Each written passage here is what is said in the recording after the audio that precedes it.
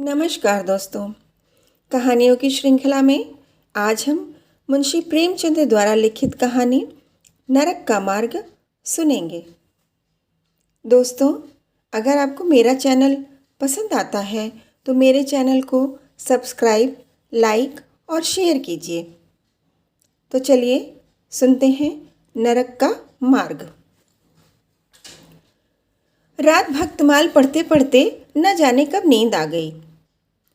कैसे कैसे महात्मा थे जिनके लिए भगवत प्रेम ही सब कुछ था, इसी में मग्न रहते थे। ऐसी भक्ति बड़ी तपस्या से मिलती है। क्या मैं यह तपस्या नहीं कर सकती? इस जीवन में और कौन सा सुख रखा है? आभूषणों से जिसे प्रेम हो वह जाने। यहाँ तो इनको देखकर आंखें फूटती हैं। धन दौलत पर जो प्राण देता हो वह जाने। यहाँ तो इसका नाम सुनकर ज्वर सा चढ़ आता है। कल पगली सुशीला ने कितनी उमंगों से मेरा श्रृंगार किया था, कितने प्रेम से बालों में फूल गूंथे थे, कितना मना करती रही, ना मानी। आखिर वही हुआ जिसका मुझे भय था। जितनी देर उसके साथ हंसी थी उससे कहीं ज्यादा रोई। संसार में ऐसी भी कोई स्त्री है जिसका पति का श्रृंगार देखकर सिर से पांव तक जल उठे? कौन ऐसी स्त्री है जो अपने पति के मुंह से ये शब्द सुने, तुम मेरा परलोक बिगाड़ोगी और कुछ नहीं, तुम्हारे रंग ढंग कह देते हैं, और उसका दिल विष खा लेने को न चाहे? भगवान, संसार में ऐसे भी मनुष्य हैं। आखिर मैं नीचे चली गई और भक्तमाल पढ़ने लगी।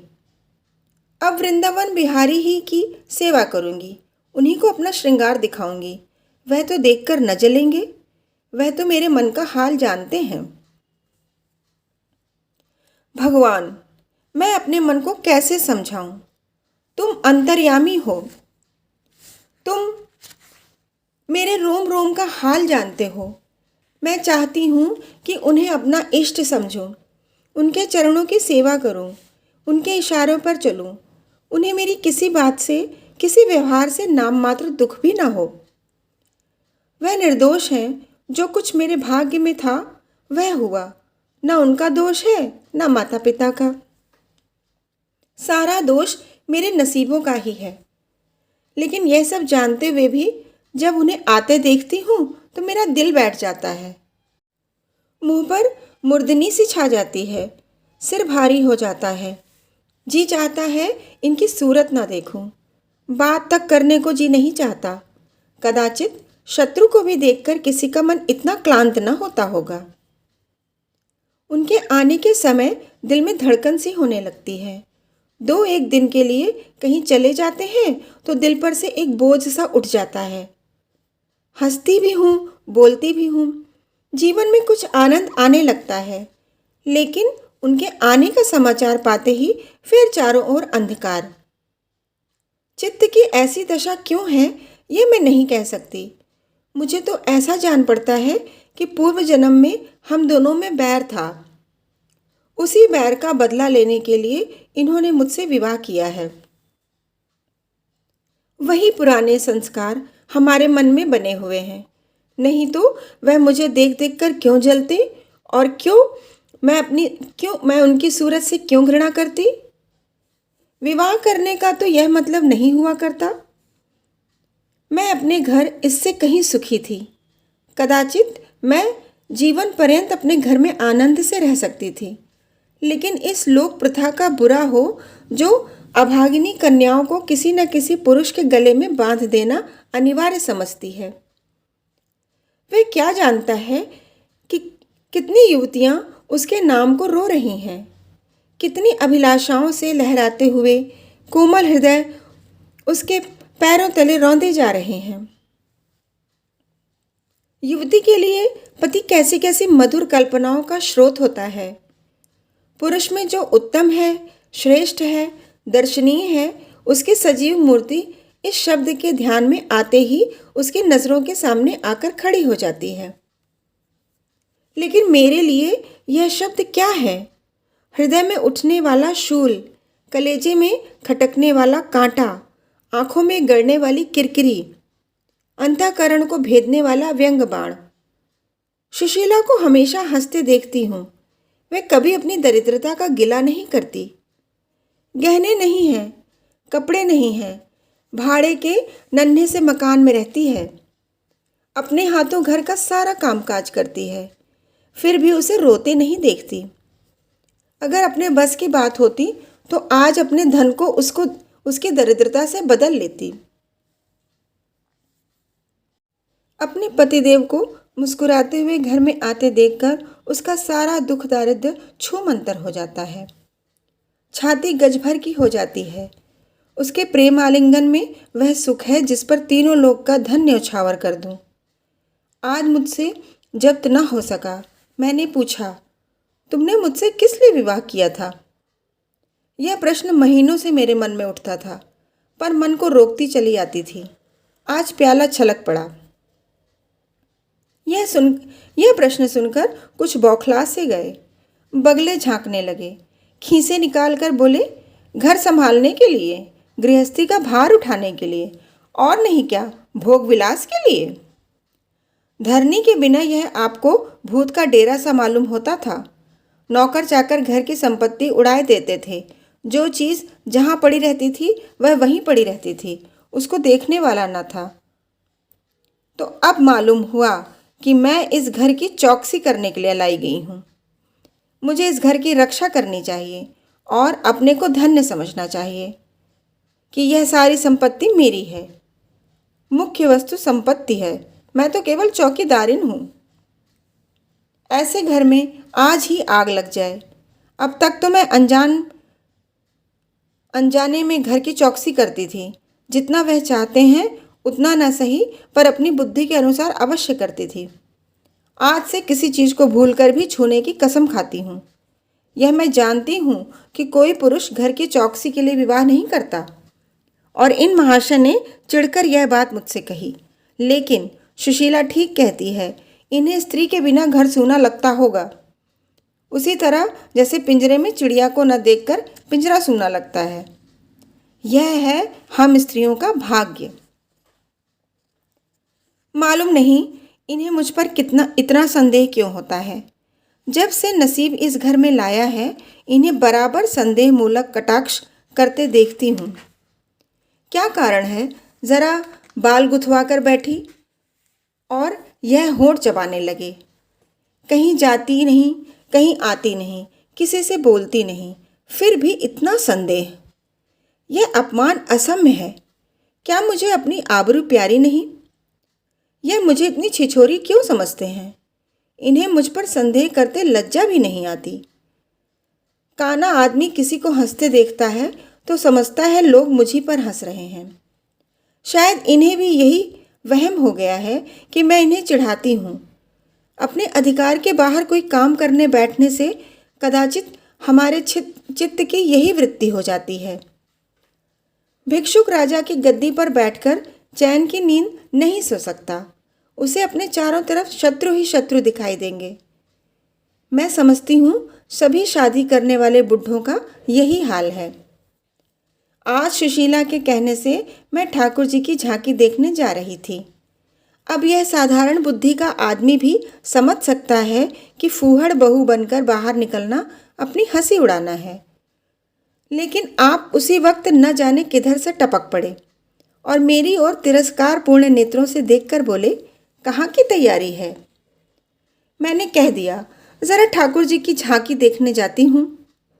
इतना सुनते ही त्योरियां चढ़ाकर बोले, तुम्हारे जाने की कुछ ज़रूरत नहीं। जो स्त्री अपने पति की सेवा नहीं कर सकती उसे देवताओं के दर्शन से पुण्य के बदले पाप होता है। मुझसे उड़ने चली हो? मैं औरतों की नस नस पहचानता हूँ। ऐसा क्रोध आया कि बस अब क्या कहूँ। उसी दम कपड़े बदल डाले और प्रण कर लिया कि अब कभी दर्शन करने न जाऊंगी। इस अविश्वास का भी कुछ ठिकाना है। न जाने क्या सोचकर रुक गई। उनकी बात का जवाब तो यही था कि उसी क्षण घर से चल खड़ी होती, फिर देखती मेरा क्या कर लेते। इन्हें मेरा उदास और विमन रहने पर आश्चर्य होता है। मुझे मन में कृतघ्न समझते हैं। अपनी समझ में इन्होंने मेरे साथ विवाह करके शायद मुझ पर बड़ा एहसान किया है। इतनी बड़ी जायदाद और इतनी विशाल संपत्ति की स्वामिनी होकर मुझे फूले न समाना चाहिए था। आठों पहर इनका यशगान करते रहना चाहिए था। मैं यह सब कुछ न करके उल्टे और मुंह लटकाए रहती हूँ। कभी कभी मुझे बेचारे पर दया आती है। यह नहीं समझते कि नारी जीवन में कोई ऐसी वस्तु भी है जिसे खोकर उसकी आंखों में स्वयं भी नरक तुल्य हो जाता है। 3 दिन से बीमार हैं। डॉक्टर कहते हैं बचने की कोई आशा नहीं।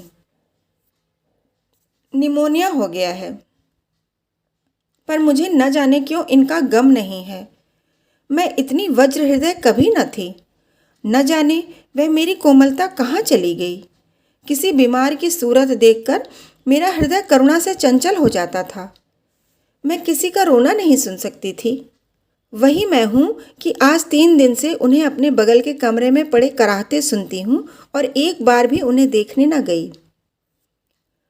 आंख में आंसू आने का जिक्र ही किया। मुझे ऐसा मालूम होता है इनसे मेरा कोई नाता ही नहीं। मुझे चाहे कोई पिशाचनी कहे चाहे उल्टा, पर मुझे तो यह कहने में लेश मात्र भी संकोच नहीं है कि इनकी बीमारी से मुझे एक प्रकार का ईर्ष्यामय आनंद आ रहा है। इन्होंने मुझे यहाँ कारावास दे रखा था। मैं इसे विवाह का पवित्र नाम नहीं देना चाहती। यह कारावास ही है। इतनी उदार नहीं हूँ कि जिसने मुझे कैद में डाल रखा हो उसकी पूजा करूँ, जो मुझे लात से मारे उसके पैरों को चूमूं। मुझे तो मालूम हो रहा है ईश्वर इन्हें इस पाप का दंड दे रहे हैं। मैं निसंकोच होकर कहती हूँ कि मेरा इनसे विवाह नहीं हुआ। स्त्री किसी के गले बांध दिए जाने से ही उसकी विवाहिता नहीं हो जाती। वही संयोग विवाह का पद पा सकता है जिसमें कम से कम एक बार तो हृदय प्रेम से पुलकित हो जाए। सुनती हूँ महाशय अपने कमरे में पड़े पड़े मुझे कोसा करते हैं। अपनी बीमारी का सारा बुखार मुझ पर निकालते हैं, लेकिन यहाँ इसकी परवाह नहीं।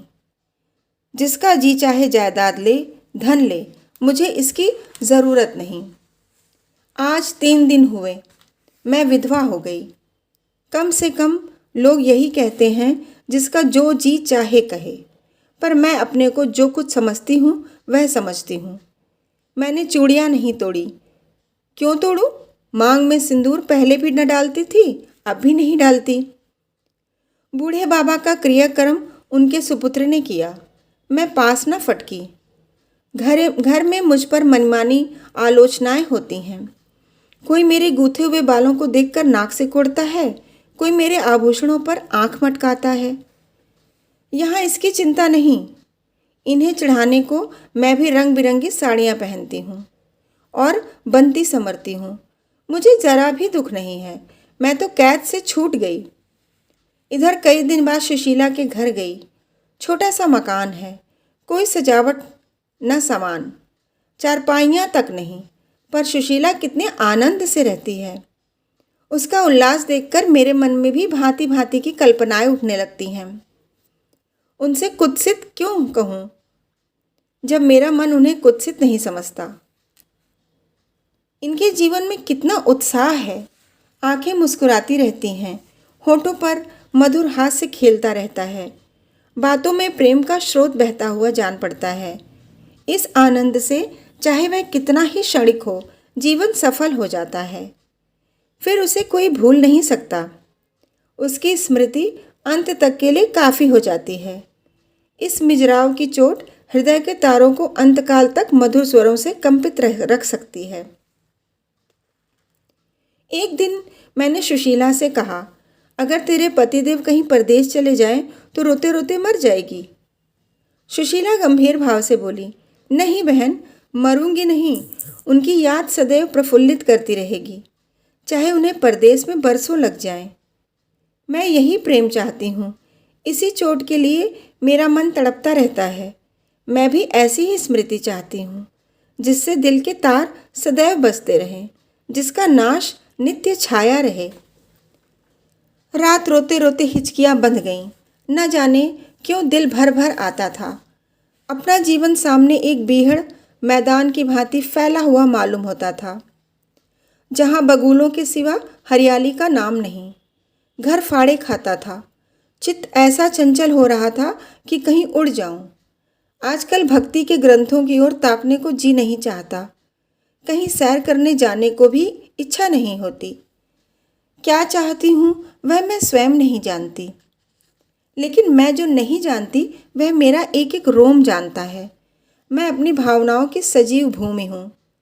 मेरा एक एक अंग मेरी आंतरिक वेदना का अंतर्नाद कर रहा है।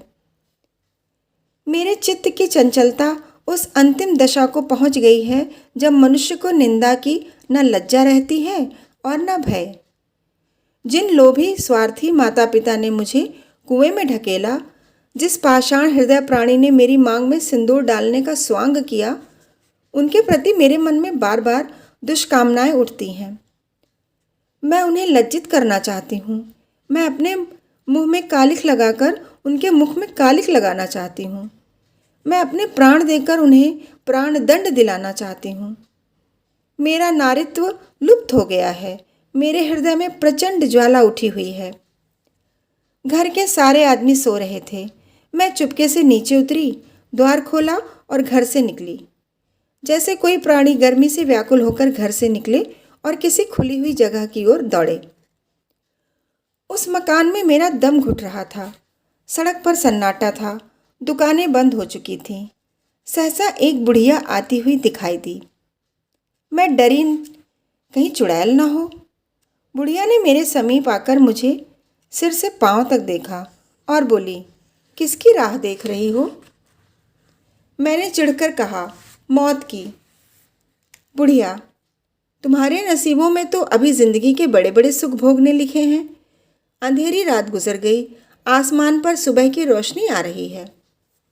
मैंने हंसकर कहा, अंधेरे में भी तुम्हारी आंखें इतनी तेज हैं कि नसीबों की लिखावट पढ़ लेती हैं। आंखों से नहीं पढ़ती बेटी, अक्ल से पढ़ती हूँ। धूप में चूड़े नहीं सफ़ेद किए हैं। तुम्हारे बुरे दिन गए और अच्छे दिन आ रहे हैं। हंसो मत बेटी, यही काम करते इतनी उम्र गुजर गई। इस बुढ़िया की बदौलत जो नदी में कूदने जा रही थी, वे आज फूलों की सेज पर सो रही हैं। जो जहर का प्याला पीने को तैयार थीं, वे आज दूध की कुल्लियाँ कर रही हैं। इसलिए इतनी रात गए निकलती हूँ कि अपने हाथों किसी अभागिन का उद्धार हो सके तो करूं। किसी से कुछ नहीं मांगती। भगवान का दिया सब कुछ घर में है। केवल यही इच्छा है कि अपने से जहां तक हो सके दूसरों का उपकार करूं। जिन्हें धन की इच्छा है उन्हें धन, जिन्हें संतान की इच्छा है उन्हें संतान। बस और क्या कहूँ। वह मंत्र बता देती हूँ कि जिसकी जो इच्छा हो वह पूरी हो जाए। मैंने कहा, मुझे न धन चाहिए न संतान। मेरी मनोकामना तुम्हारे बस की बात नहीं। बुढ़िया हंसी। बेटी, जो तुम चाहती हो वह मैं जानती हूँ। तुम वह चीज़ चाहती हो जो संसार में होते हुए स्वर्ग की है, जो देवताओं के वरदान से भी ज़्यादा आनंदप्रद है, जो आकाश कुसुम है, गूलर का फूल है और अमावस का चांद है। लेकिन मेरे मंत्र में वह शक्ति है जो भाग्य को भी संवार सकती है। तुम प्रेम की प्यासी हो। मैं तुम्हें उस नाव पर बैठा सकती हूँ जो प्रेम के सागर में प्रेम की तरंगों पर क्रीड़ा करती हुई तुम्हें पार उतार दे। मैंने उत्कंठित होकर पूछा, माता, तुम्हारा घर कहाँ है? बहुत नज़दीक है बेटी, तुम चलो तो मैं अपनी आँखों पर बैठाकर ले चलूँ। मुझे ऐसा मालूम हुआ कि यह कोई आकाश की देवी है। उसके पीछे पीछे चल पड़ी। ओह, वह बुढ़िया जिसे मैं आकाश की देवी समझती थी, नरक की डाइन निकली। मेरा सर्वनाश हो गया। मैं अमृत खोजती थी, विष मिला। निर्मल स्वच्छ प्रेम की प्यासी थी, गंदे विषाक्त नाले में गिर पड़ी। वह वस्तु न मिलनी थी न मिली। मैं सुशीला का सा सुख चाहती थी, कुलटाओं की विषय वासना में नहीं। लेकिन जीवन पथ में एक बार उल्टी राह चलकर फिर सीधे मार्ग पर आना कठिन है। लेकिन मेरे अधः पतन का अपराध मेरे सिर नहीं। मेरे माता पिता और उस बूढ़े पर है जो मेरा स्वामी बनना चाहता था। मैं यह पंक्तियाँ न लिखती, लेकिन इस विचार से लिख रही हूँ कि मेरी आत्मकथा पढ़कर लोगों की आंखें खुलें। मैं फिर कहती हूँ, अब भी अपनी बालिकाओं के लिए मत देखो धन, मत देखो जायदाद, मत देखो कुलीनता, केवल वर देखो। अगर उसके लिए जोड़ का वर नहीं पा सकते तो लड़की को कंवारी रख छोड़ो। जहर देकर मार डालो, गला घोंट डालो, पर किसी बूढ़े खूसट से मत ब्याहो। स्त्री सब कुछ सह सकती है, दारुण से दारुण दुख, बड़े से बड़ा संकट। अगर नहीं सह सकती तो अपने यौवन काल की उमंगों का कुचल जाना। रही मैं, मेरे लिए अब इस जीवन में कोई आशा नहीं। इस अधम दशा को भी उस दशा से न बदलूंगी जिससे निकल कर आई हूँ। धन्यवाद।